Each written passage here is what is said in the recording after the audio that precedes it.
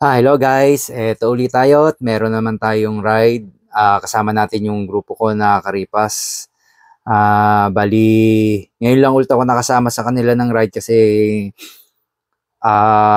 busy tayo. Tapos ngayon lang nataon ng Sunday na pwede tayo. Yun, kaya tayo nakasama na rin sa ride nila. Na-miss ko rin yung mga takbuhan namin na talagang paspasan. Yan yung grupo ng Karipas. Sa tagal na halos taon din bago ako nakasama uli. Kaya ito, solved naman. Gamit ko dito nga pala guys ay yung aking cruiser bike na Bristol Bobber. Medyo nahirapan nga lang akong magbabanking kasi talagang paspasan yung takbuhan. Lalo pagdating sa mga likuan, hindi ko masyadong ano tayo, prente lang pag mga likuan kasi sasayad yung ating gilid. Pero hindi naman tayo nagpaiwan, kahit papaano naman nakakasabay naman tayo.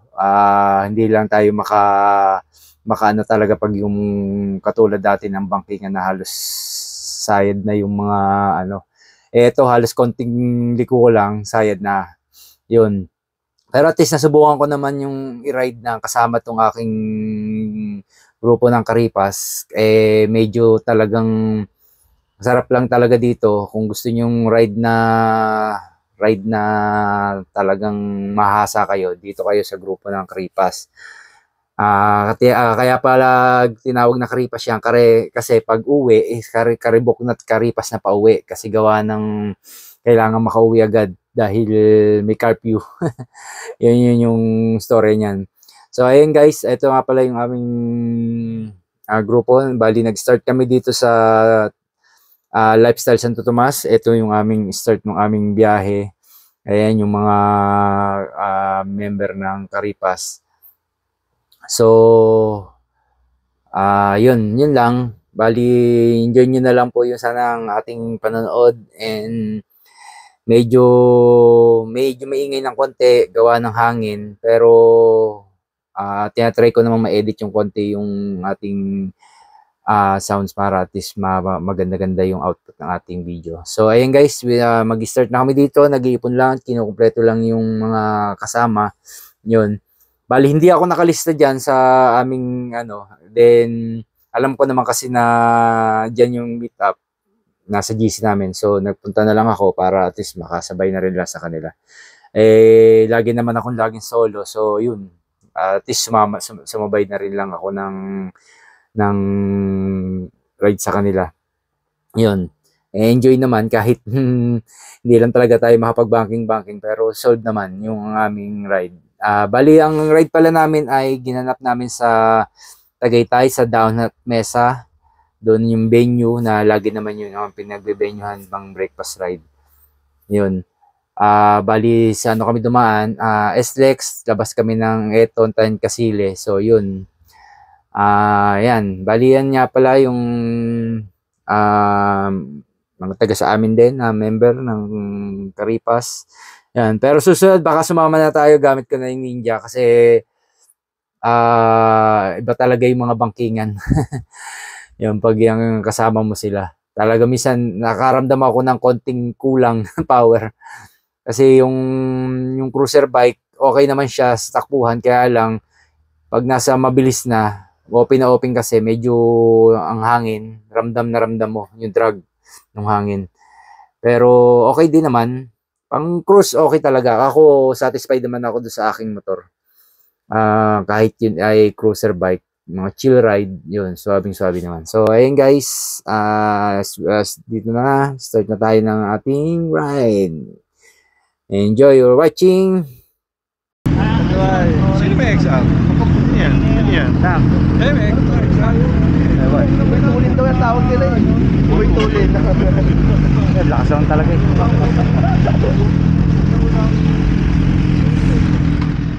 So ito guys, start na kami ng aming ride. Going na kami ng Tagaytay. So ito, nag-aayos na kami ng aming mga motor. So ayan.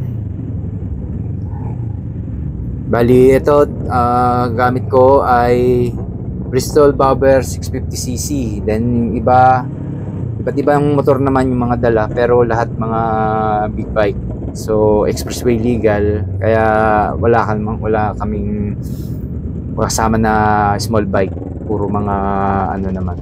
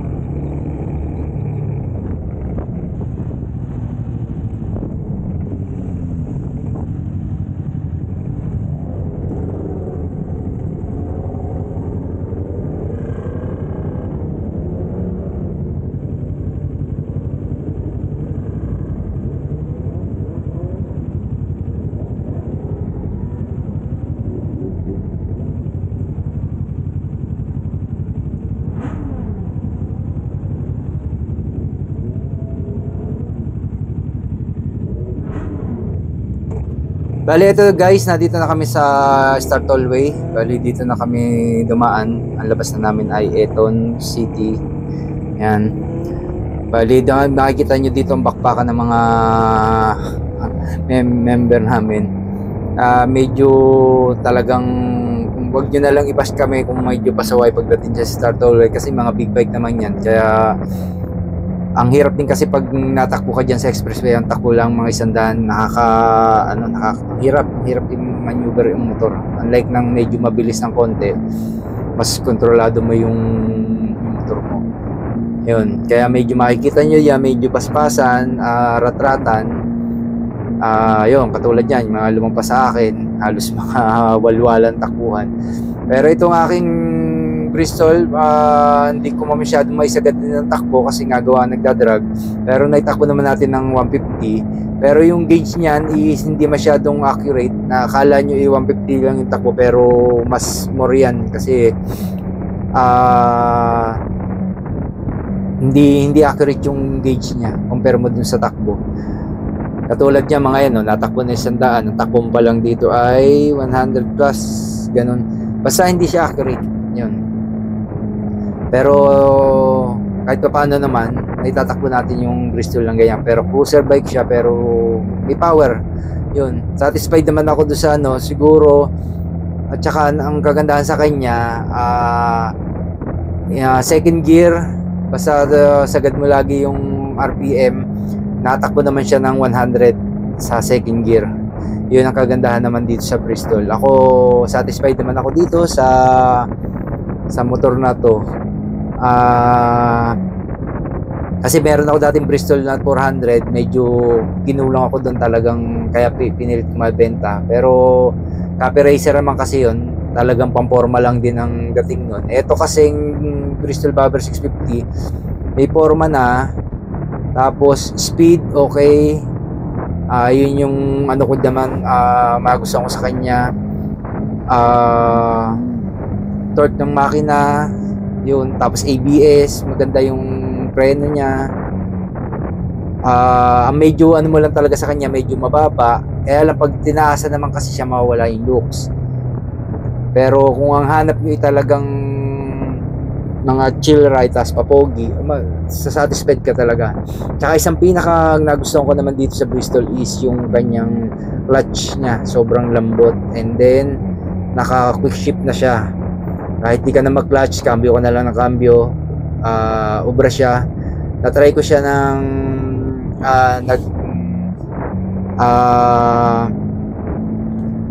yung downshift at saka upshift. Pwede siya, basta control mo lang yung silinyador mo.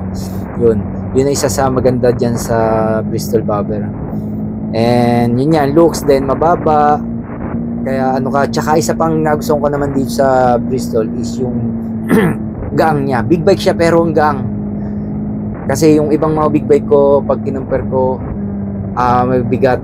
Pero siya halos sumunod na siya sa aking supermoto na big bike. Ang gaang. Kaya hindi ako nahirapan yung mga tulak-tulak. Yun yung isa sa nagustuhan ko naman dito sa Bristol Bobber.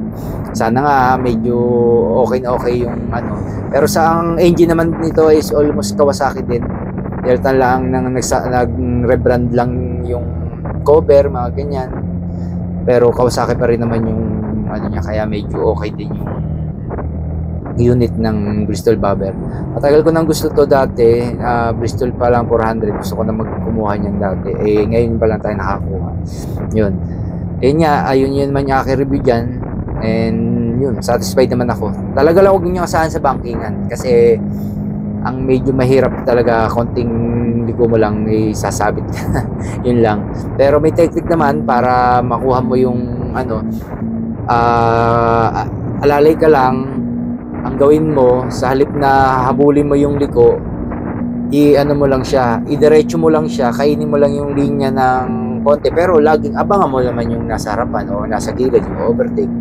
Yun, hindi mo na kailangan bumangking ng ibabangking sagad.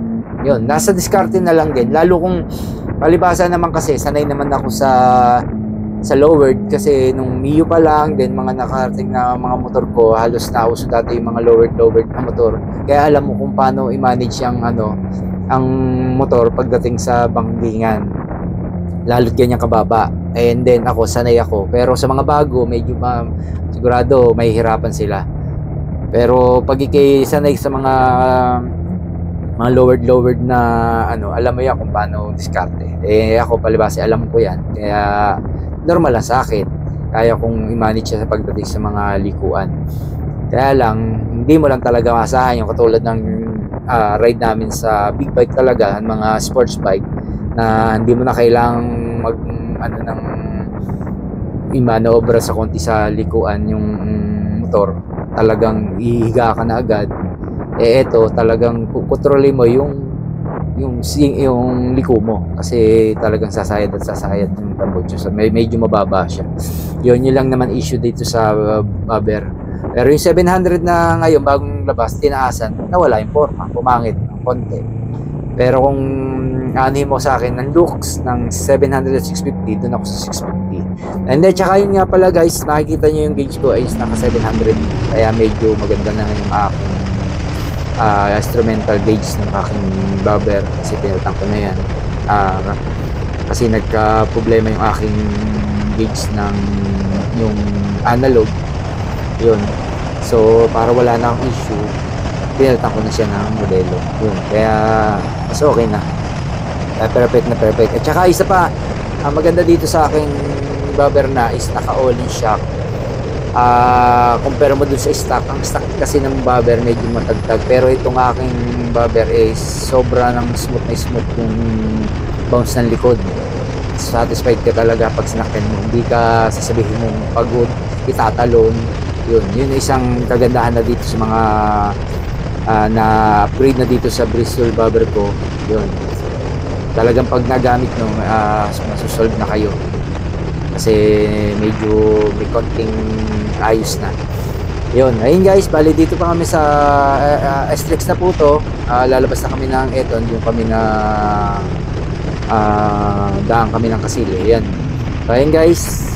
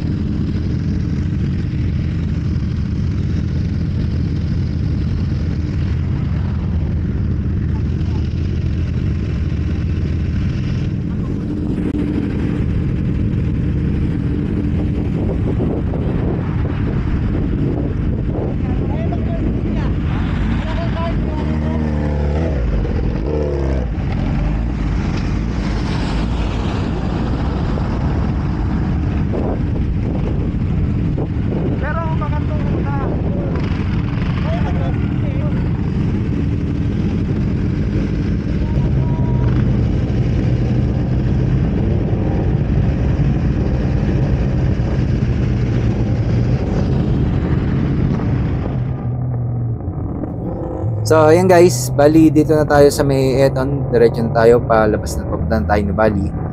So yan, yung right side natin ang kuha natin ng Insta360 One X2, and then yung kabila sa left side ay yung ating Insta360 Go 3. Medyo may pagkaibahan yung ating kuha dito kasi mas malinaw talaga yung kuha ng Go 3 compare mo dun sa Insta360 X2. Kasi mas modelo tong ating camera ng Go 3 compare mo sa Insta360 X2. Kahit 4K tong ating bali itong gamit natin dito sa Go 3 is 2K lang. Etong Insta360 is 4K pero mas malinaw pa rin yung ating Go 3 na 2K. Yan yung pinagkaiba niya. Kaya mas gamit ko yun. Kaya lang hindi lang talaga siya katulad ng Insta360 na na-edit natin. Yun. Ito parang single cam lang, nakatutok lang talaga siya na isang diretso. So ayun guys, medyo may ratrata nang nagaganap dito sa amin diyan. Talagang start na yan ng aming bakbakan. Ayan, kahit naka cruiser bike ako is kahit papaano nahahabol naman natin. Yun. Tsaka palibasa nga medyo maganda-ganda yung suspension natin kaya hindi naman tayo tatalbog-talbog. Talaga lang sa likuan, yun, maaasahan niya na maiiwan talaga ako kasi hindi talaga ako makabanat. Talagang diniskartehan ko na lang siya pagliliko para, yan, katulad yan, kumakain ako ng linya para lang hindi sumahid yung ating gilid. Pero okay naman, na-manage naman natin yung ating ride dyan. Kahit medyo naramdaman ko maraming sayad yung aking tambutso is okay naman. At least hindi man tayo nagkaroon ng aberya. Yun. Kaya minsan may mga marinig kayo parang bakal na sumasabit is yun yung tambutso.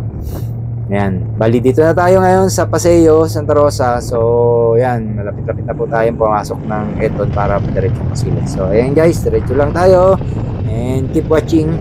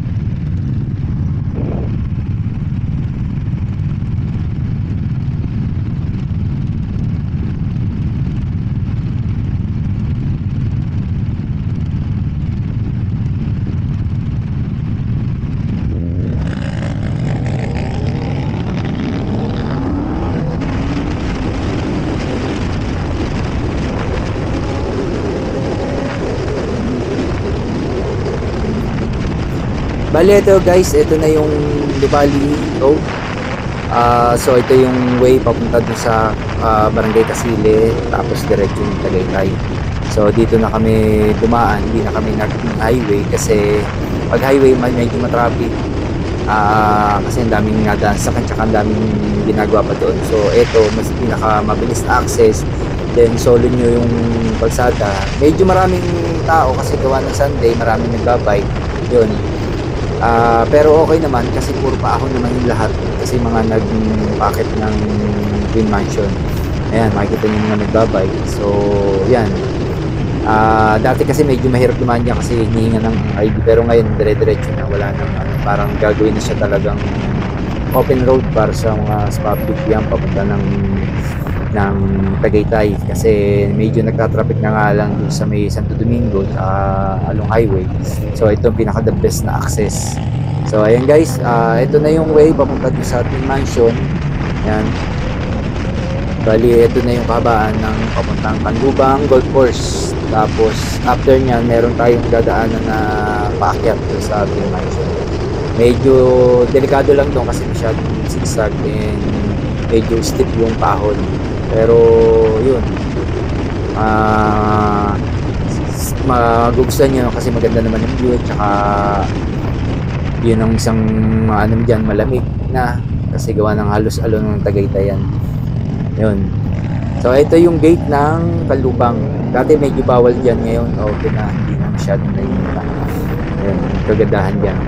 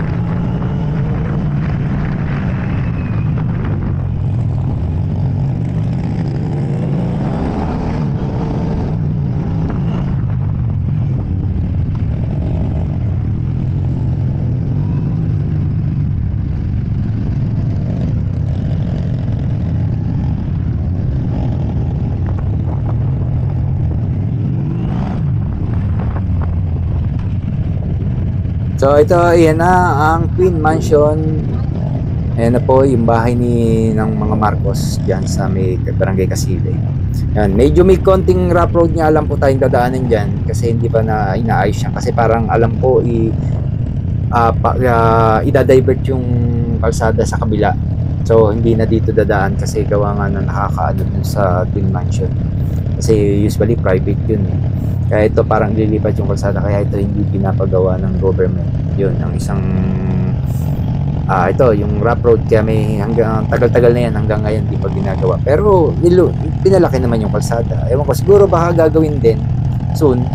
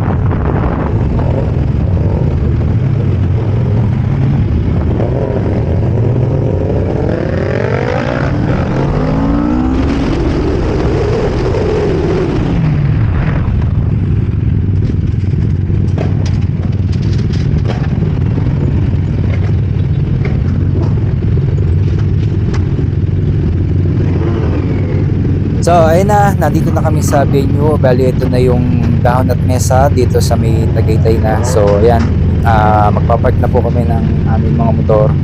So, ito na yung lagi ng pinag-breakfast ride ng ng grupo ng Caritas. So, dati ang meron lang to yung kabilang side, nag-expand sila kaya medyo laki na yung pwesto. Siguro, dami na rin kasi napunta dyan. Tsaka usually mga bikers yung ginawa ng venue yan. Lagi, wala mga breakfast ride. Ayan. Nakita nyo, laki ng nilaki. Tapos lumaki yung party.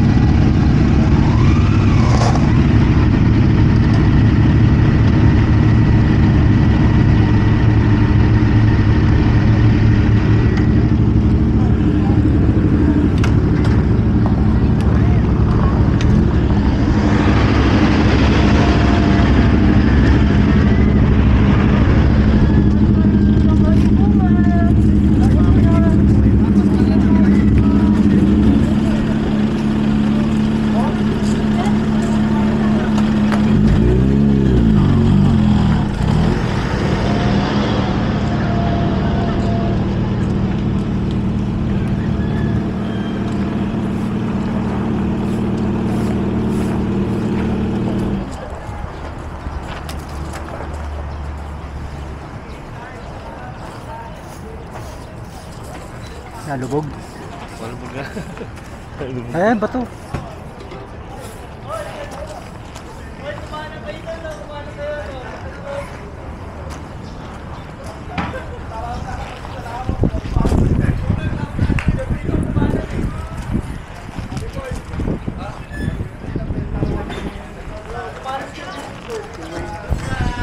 Hindi mo natin yung parada ko. Dennis, saan ka?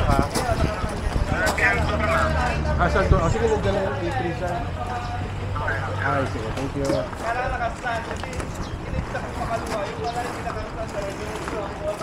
Tatabi ko rin.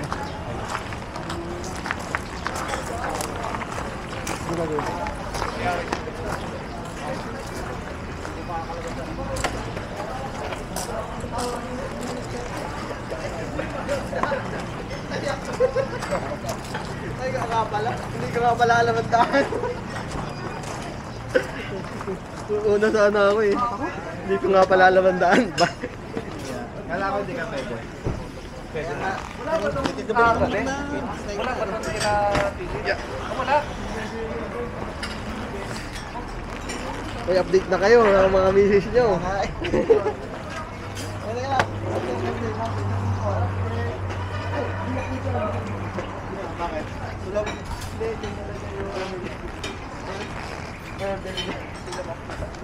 Ba't kaya hindi sumama yun? Tulog pa. Yung pa.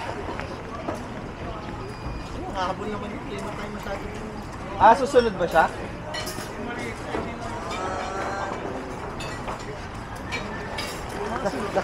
Kaya Eric, dito tayo.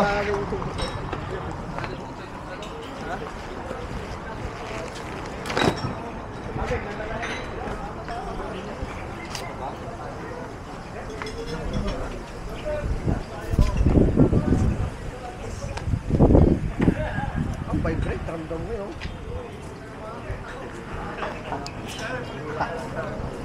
Hindi na sanay sa vibrate. Mabibirit din ba yung sa ano? 2 cylinder lang. Bagay.